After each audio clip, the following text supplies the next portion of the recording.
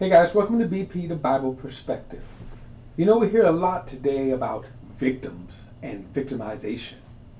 In fact, of late, it's more like berating victims, kind of telling people not to be such a victim or rolling in victimization.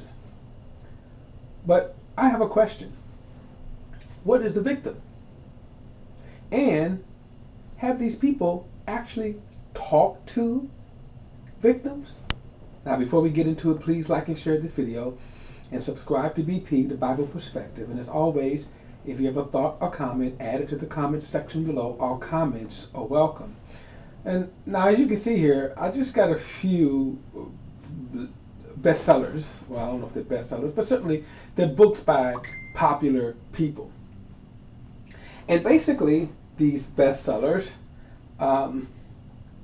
you can see the kind of the title, and that is Not Being a Victim, Victors Instead of Victims. And they're written by motivational speakers predominantly.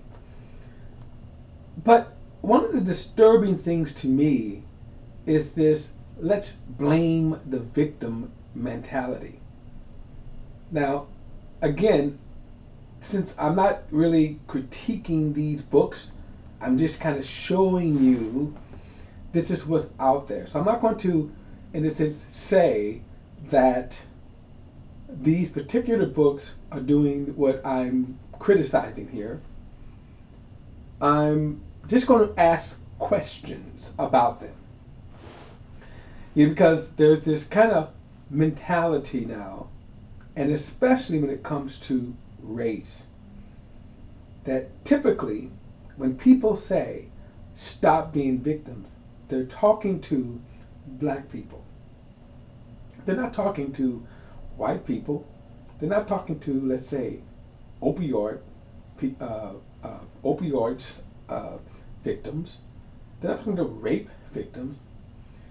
Pretty much the only class or group of people that they are referring to is black people. And one of the reasons why that they are talking to black people is that white people are quite tired of hearing about the awful sin of racism. So, as with always, black people have always been the one you can target. As I said, if you think about the victims of crack cocaine, they get jail sentence. But think about the opioid crisis that hit America. In 1 year alone, 60,000 people died. But look how it was characterized. They didn't tell the opioid victims to not be victims. Get out of your victimization, which most of them were. Most of them were poor whites. So my question then, when I hear these motivational speakers who say, rise up from your victimization, be a victor, not a victim, leave the past behind you. What does that mean to a victim? Are you really dealing with what a victim is? Because if you are, wouldn't you have to deal with the hurt and the pain that made them a victim? That means you would have to actually talk with some people to actually rationalize, empathize with what a true victim is. And I find, especially when it comes to race, that is the one thing that is usually ignored. What was the impact of slavery? What was the impact of Jim Crow? When you watched how your community, your family, churches, houses were burned, what was the impact of that? We think about when a soldier goes over and fights in a war and he comes back, the PTS that he has to deal with. Well, we're now saying there is some problems there.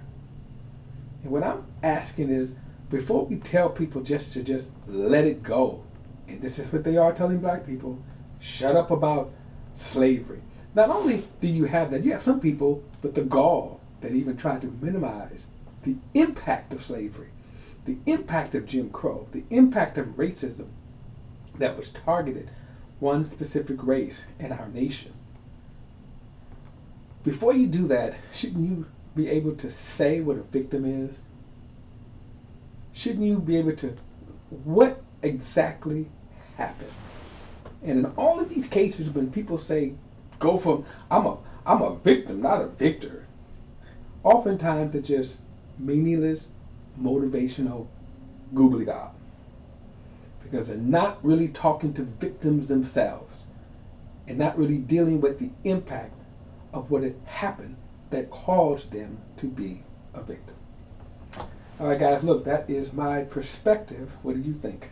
Don't forget to like and share this video and subscribe to BP, the Bible Perspective. And as always, if you have a thought or comment, add it to the comment section below. All comments are welcome.